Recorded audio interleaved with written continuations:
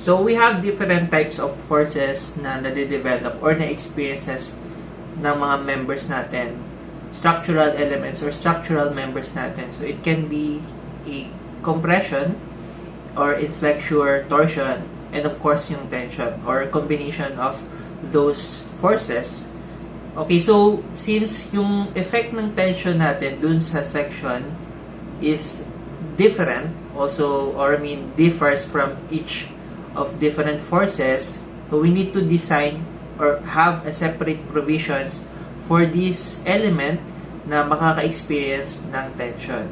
So, yun ang i-discuss natin. This is very important concept dito sa steel design na kailangan nating magamay or matutunan para when we design structures with elements of under tension, mas madadali tayong i-solve man or manual or maintindihan natin yung concept niya kahit gumamit pa tayo ng mga software. So ngayon, before we start solving problems, mahalaga na ma-appreciate muna natin, maintindihan, and then malaman yung different provision, conditions na kailangan nating gamitin once we solve problems. But I think kahit idea, kasi mas ma-appreciate nyo yan once na mag-solve na kayo ng problem. Okay, so without some further introduction about tension members, although meron pa sa mga susunod na slide, kwento ko muna yung intended learning outcomes na kailangan ninyong makuha after the lecture, after the session. So for today, the student should be able to know the different limit states. Yung, like what I've said before, yung limit state ay yung mga mode of failures na common sa tension members. Pangalawa, compute the gross, net, and effective net areas na tinatawag. Pangatlo, kailangan natin maintindihan yung mga concept about shear lag and block shear. And of course, we need to visualize kung paano ba nagta-transfer yung load ng tension into its connecting members. And then, analyze and design tension members. So, we're going to solve some problems here regarding analyzing and designing tension members. Okay, so first, definition tayo, terminology. So, sabi nila, yung tension members, yung isa sa pinakamadali because it is very associated, very closely related dun sa strength of materials natin. So, kung matatanda ninyo sa strength of materials, yung mga unang part natin dun, ang dinidiscuss natin ay yung mga stress.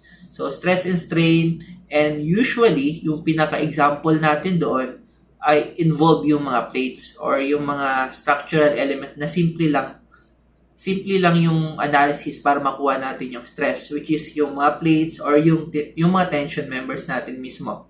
So, saan ba natin makikita yung mga tension members? So, commonly sa truss, although yung truss hindi naman siya subjected only sa tension forces, may mga members doon na under sa compression din.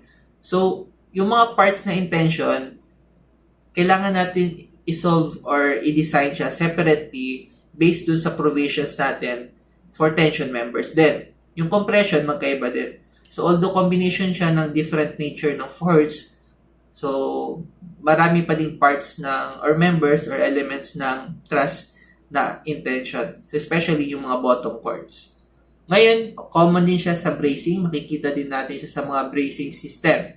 So, yung bracing system, ito yung mga kinoconnect natin sa mga joints natin wherein meron tayong beams and columns to further resist yung movement, especially sa lateral movement, ng buildings natin made of steel. So, we add the bracing to support or prevent some vibrations, excessive vibration or lateral movement. So, yung bracing system natin, it can be in tension or in compression as well. So, kapag meron tayong part ng bracing system natin na in tension, we are going to use the provision for tension. So, saan pa natin makikita yung mga tension members? So, tension members can also be seen sa mga tension rods natin that holds the canopy. We can also see a member na in tension, yung mga rods, di ba? to support our per needs for additional support or as a bracing para maiwasan natin yung movement or mas maging stable yung mga purlins natin sa roof. So, for purposes ng mga wind, di ba? Yung mga wind effect and yung different loads pa dun sa roof. Okay, so the most commonly used tension sections are the angles and double angles, especially in the design of roof trusses. Okay, so here we illustrate some various type of common tension members used in the world of structural engineering, specifically sa design of steel members. Like what I've said, na yung tension members are very closely related sa strength of materials natin because we are going to consider the area. So, although meron tayong two types of area na kailangan i-consider dito, and I believe na-discuss natin ito sa inyo during your strength of material, yung gross na tinatawag and yung net area na tinatawag, especially kapag nag-test tayo ng mga specimen na made of steel. So, it is important na for yielding, associated siya sa gross area, di ba? And then yung rupture associated sa net area. So, as long as na meron tayong force and yung area na kinukonsider natin ay perpendicular dun sa force, then we can analyze it as a tension member. And then yung stress, yung formula natin na P over A, yun yung pinaka-formula na gagamitin lang natin dito sa design and tension member. So, very straightforward, di ba? So, madali lang yung formula natin dito, but meron siyang associated na conditions kung ano ba yung mga gagamitin natin and iba pang concept na kailangan nating i-analyze and i-acknowledge. So, P over area lang to. Okay? Ngayon, mention na natin yung pinaka-common na limit state or modes of failure ng tension member natin. So, ano ba yung possible way na masira yung mga tension members natin? Una, yung gross yielding, yung pagkaputol ng isang cross-section natin because of the excessive tensile force. And yung goal natin is to find that force na maiiwasan natin yung pag-break ng portion ng steel natin kung saan mababali yung member na yun, mapuputol, kasama considering yung buong cross-section. So, na-achieve niya na yung yielding limit niya, and then yung consideration natin doon is yung gross section. So, ayaw natin mangyari yon na ma-achieve niya yung ganong failure. So, yun yung tinatawag nating gross yielding na failure. Pangalawa, yung tensile rupture naman, ito yung condition din na mapuputol yung tension members natin considering yung mga portion or parts na merong bolts or holes. So, we are going to discuss that further sa mga susunod na slide. So, as you can see in the figure, we also have here, but before that, we also have the block shear failure na although sinasabi natin na tension, di ba? So, merong shear pa din. So, yung portion, meron tayong tension force, and then because of our bolts or connection, pwedeng mag-break yung portion, yung group ng mga bolts natin into a way na merong tension, may part doon ng ano natin, of course na hindi lang perpendicular yung cross-section na mapuputol, pati yung shearing part niya din. Or yung force natin nandito, perpendicular dun sa cross-section, pero parallel yung shearing area natin na mapuputol along with the block of our bolts. So, another mode of failure yan sa design or sa tension members natin. Okay, so most of the time, yung tension members natin have symmetrical cross-section. That's why we consider only the one portion of it. So, yun yung pinaka-common. Pero in a special condition, may mga tension members na hindi symmetrical yung connections or yung itsura niya end-to-end. So, kaya yung ginagawa natin, since mostly are symmetrical lang naman, isang portion lang yung i-consider natin, hatiin na lang natin. Kung mapapansin kayo, na merong parang cut, no? Yung break line na tinatawag natin. So, in the design or analysis of tension member, we only consider one portion of the one side or one end of our tension members connected.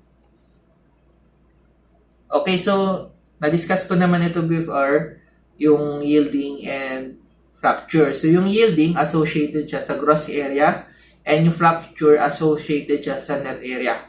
So yung formula natin dito sa yielding, the stress that we are going to consider is the yield strength or the yield stress, while for the fracture, ang kailangan natin i-consider is yung ultimate or the rupture strength. So para mas ma-visualize natin kung ano ba yung difference ng dalawang ito is we can refer to this finite element ng isang tension members. So, yung saang part ba dito yung merong yielding? So, yung yielding, dapat yung stress niya ay uniform.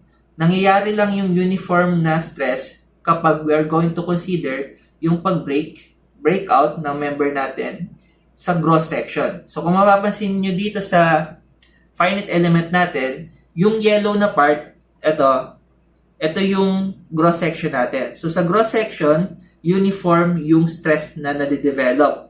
Unlike dun sa may portion na merong mga holes or bolts, kalat-kalat, no? Kalat-kalat yung stress na tinatawag nating non-uniform yung distribution ng stress. So, sa part na yan, intensified, no? So, possible na dito mag-fail because of the bolts or nabawasan yung area natin. Pero hindi sa lahat ng oras mag-fail dito. So, possible na mag-fail pa rin sa yielding and doon sa rupture.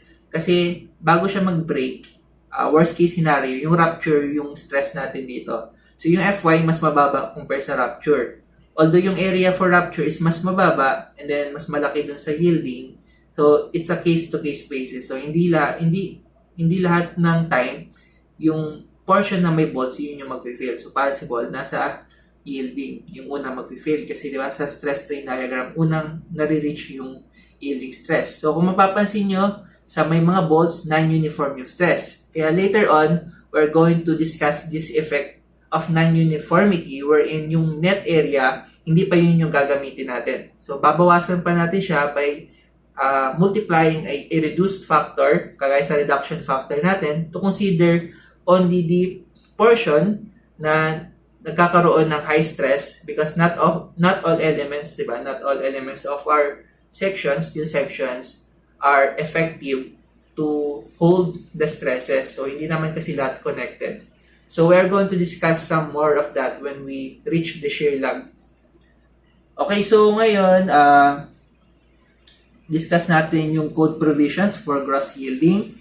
So, for gross yielding, ang kailangan lang natin gamitin na formula to get the tensile force. Usually, yung force yung hinahanap natin dito.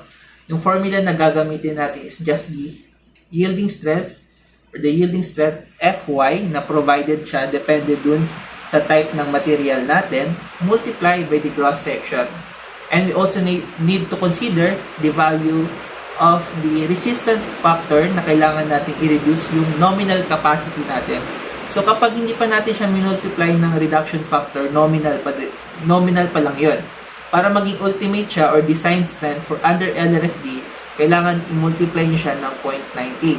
And then for the allowable strength design, kailangan lang natin siyang i-divide ng value na 1.67 para makuha natin yung allowable force or allowable tensile force na kayang capacity or kayang ma-hold ng tension member natin. So, take note of that.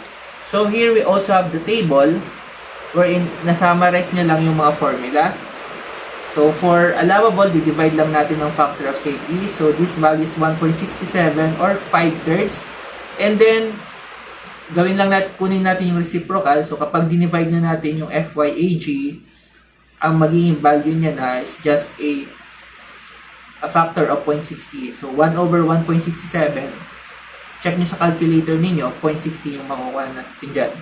Ngayon, for LRFD, this is just, sabi ko nga, multiply lang natin yung FYAG ng 90%.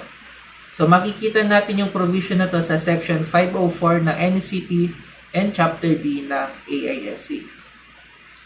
Okay, so move na tayo sa tensile rupture. Ano ba yung kaibahan? So, yung kaibahan para makuha natin yung tensile rupture capacity natin in kilonewton usually, di ba? The capacity is in kilonewton kasi yung tension natin is an axial force. So, ang kailangan lang natin dito is just we need to multiply the worst case scenario yung rupture strength na natin, and then yung area natin. So, yung area na kinoconsider natin is not, hindi lang siya yung net area na sinabi ko dati. Like, pero sa strength of materials natin, net area lang yan. Pero ngayon, ang gagamitin natin is yung effective area that we are going to discuss later, some more about the effective area. Kung ano ba yung difference niya sa net area lang. Ngayon, ang kailangan lang natin na ma-memorize, mas okay na ma-memorize natin, no? What if hindi siya ibigay sa exam, pero sa exam natin dito sa CE 2212, hindi ko ibibigay yung mga factor na to kasi basic. Kailangan yung ma-familiarize dito as a challenge for you din na familiar kayo sa mga values na reduction factor natin. Kasi pag familiar naman kayo dyan, once mag-solve kayo ng madaming problem, hindi nyo na makakalimutan yung mga values na to. Sana all hindi nalilimutan. Anyway, so we have the reduction factor for tensile rupture na mas mababa kung sa yielding 0.90. Dito, gagawin natin 0.75. So, mas malaki yung conservativeness natin sa rupture because it's the worst case scenario na, no? And then, for the ASD, i-divide na natin siya ng 2. Yun lang yung dapat nating tandaan dyan. So, after that, we need to compare the design tensile strength between the yielding and then the rupture. And then, kung alin dun yung mas mababang value, yun yung mag-govern. Or yun lang yung capacity ng section natin. Yung pinakamababa. Yun yung maximum, pero yun yung pinaka-safest value na kailangan natin i-apply na load na kayang ma-handle ng tension member na yun. Okay, so it is important to note that we need to familiarize with the area that we will be using under tensile rupture. So, meron tayong tinatawag na net area and meron din tayong tinatawag na effective area. Pero unahin muna natin yung net area kasi ito yung familiar tayo. So, yung net area is just the gross area less the projected bolt area. So, if we're going to consider this analytically or in an equation, so area gross minus the area loss due to the effect of the bolts or the holes. So, the area of the bolts, ang kailangan lang natin para makuha natin yung area due to the bolts is just the diameter of the bolts, kung ilan yung number of the bolts, and yung thickness, critical thickness ng plate in consideration. So, take note of the diameter of the bolts. So, yung diameter of the nagagamitin natin dito is hindi lang yung diameter ng bolts, but the diameter of the holes na effective. So, meron tayong diameter ng bolts, meron pa tayong diameter ng holes, and meron tayong tinatawag na diameter na effective ng holes. Effective diameter ng holes. Okay, so yun yung mga diameter na kailangan nating intindihin or ma-familiarize dito sa world of structural engineering, especially sa tension members. Okay, so isa-isahin natin yung mga diameter na yan. Una, yung diameter ng bolts, ito na yung manufactured na diameter ng bolts natin na kailangan nating ilagay or i-drill dun sa holes. Okay, so yung diameter ng holes, ito yung, of course, kung saan natin ilalagay yung bolts. So in actual, na-try nyo na bang mag-drill ng bolts sa isang hole na kung saan yung diameter ng bolt ninyo is 1 inch din. And then yung diameter ng holes ninyo is 1 inch. Di ba mahirap kapag saktong-sakto, parehas. Kung saan yung ilalagay ninyong bolts, parehas dun sa paglalagyan niya. So mahirap makapasok yun. So in reality, kailangan merong allowance, pasobra na onti, very light lang, very small additional diameter na pasobra para makapasok yung bolts natin.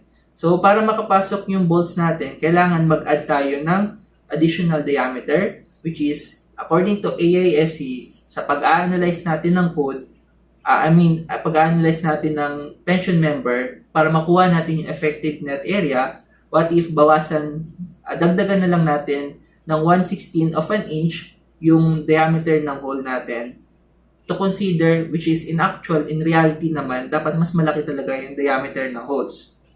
Ngayon, this is tinatawag nating addition because of erection tolerance para makapasok yung bolts natin dun sa holes. So, and also, para na consider natin dito sa analysis natin, mathematical analysis, yung effect na yon, yung pasobra na tinatawag. In a way, ang masusolve talaga natin na effective net area is considering that actual diameter of the hole. But, hindi lang yon, hindi lang erection tolerance yung kailangan natin i-consider. Because in actual, during the drilling process, may mga parts pa na natatanggal o nadi-disintegrate, nag-burst out dun sa plates natin. So, yung mga nag-burst out na parts na yon, natanggal, ano pa yon? Isang factor, kabawasan din yun sa diameter ng holes natin. So, para ma-consider natin ulit yon sa pag-analyze natin ng mga problems or when we design tension members, sabi ni AISC, dagdagan pa natin siya ng additional na 1/16. So, average value based on their research. So, dagdagan natin ng 1/16. So, in total, meron na siyang 1/8. So, dinadagdag natin yung 1/8 na pasobra dun sa diameter ng holes para makuha natin yung tinatawag nating effective hole diameter na gagamitin natin para mabawasan yung net area na sinasabi natin dito sa nagagamitin natin pang multiply dun sa rupture strength para makuha yung rupture capacity ng net section natin under tension. So ngayon sa AISC, this 1/8 is equivalent sa 3.125 kapag naka-SI. Pero ito yung ginagamit sa AISC. And then, sa NECP naman natin, may pasobra, no? So, kung i-convert natin yung 116, nasa 1.6 siya. Sa NECP, 2 mm yung ginagamit natin, 2 millimeters. So, to get the effective diameter, dadagdag tayo ng bali plus 4, no? So, una, for the standard hole, plus 2. And then, for the effective hole diameter, plus 4. Pero sa board exam natin, which is based pa din sa 2001 NCP, to consider or to capture the erection tolerances and damage material, isa lang. So this is because based pa siya sa lumang AASC and also sa 2001 NCP, ang ina-add natin automatically is 3 mm unless given siya sa problem kung ilan yung idadagdag natin sa hole diameter. Pero sa previous board exam, 3 mm yung ina-add namin para makuha yung hole diameter assumption kapag hindi binigay sa problem. Pero sa course natin, susundin natin yung AISC which is 3.125, very economical kasi kapag mas malaking hole yung gagawin natin, which is sa 4 mm yung ginagamit sa NCP, very conservative. Kung okay naman sa American Code, so we can use it sa design ng tension members natin. Pasok pa din. Okay, so take note, sum up ko lang, na to get the effective diameter of hole na yun yung gagamitin natin sa pagkuha ng net area, kailangan ang idadagdag natin ay 1/16 of an inch or 3.125 mm. So, para pare-pares tayong gagamitin once nag-solve kayo ng problem, so 3.125. Okay, so what if instead meron tayong ganitong bolt arrangement na hindi pantay-pantay? When we cut a section for the fracture or rupture, hindi pantay-pantay yung mga bolts, yung line ng bolts natin.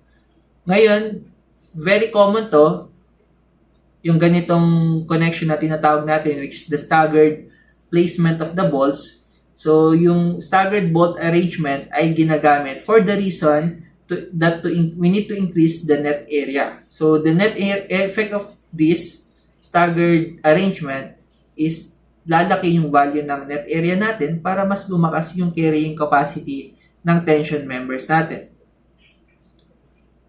Pero, one of the problem with this staggered connection, na yung failure mode natin, yung pag-break ng tension member natin ay hindi na pantay lang, hindi na straight line. So, madami tayong possible failure paths na dapat nating i-consider kasi possible, yun yung magiging critical. So, dapat kailangan natin ma-analyze yung possible path wherein lahat, as much as possible, dapat lahat ng bolts may kasamang bolts and walang naiiwan na bolts dun sa other side. Kasi tutulong na siya sa efficiency or transfer ng tensile force. So ngayon, dapat, as much as possible, we need to consider all the paths, critical path, pero since kapag same yung spacing ninyo ng mga staggered connection ninyo, onti na lang yung dapat natin i-consider kasi para-pares na lang yung paths na ma-consider natin once we analyze, kapag in-start natin mag-analyze or isolve yung capacity niya under different staggered arrangement or different path. So, para makuha yung net area, usually, same na lang or 1 to 3 arrangements na lang or failure path yung i-consider natin. Usually, yung spacing ng staggered connections natin horizontally ay pinaparehas na lang. So, ano ba yung ginagawa natin to consider the effect of staggered connection? Ito muna. So, we need to identify all the possible load paths, most of the failure paths. Okay, so, isa-isahin natin. So, would this path fall in the lead line? So, yung first figure possible, ito pa rin yung maging critical. And yung pangalawa, on the top, ito, possible failure path. So, as long as na dapat kino-consider natin yung lahat ng mga bolts. Walang naiiwan. So, unlike this last one, na the front bolt has sheared off, so tutulong, babawasan na yung efficiency niya. Possible na hindi na maging critical load yung makuha natin kasi tumulong na yung isang bolts. So, ngayon, examine natin kung ano yung magiging effect kapag ganito yung magiging path na kinonsider ninyo sa pag-analyze ng tension members. Okay, so ano ba yung ginagawa natin to consider the staggered effect? So, yung staggered connection, nagkukos siya na mag-increase yung effective net area. That's why using this formula from na dinevelop ni Cochrane, which is yun din yung basis ng NECP natin, and then AISC, ang gagawin natin to consider the effect of staggered is mag-a-add tayo ng ito, S squared over 4G times T, i-add natin dun sa net area natin. Okay, so ano ba yung S? So yung S, ito yung distance natin horizontal or parallel dun sa force natin, and yung G, or yung gauge na tinatawag, this is the transverse spacing which is perpendicular dun sa applied load. And of course, yung T is the thickness of the plate or the section na kino-consider natin for the connection or as a tension member.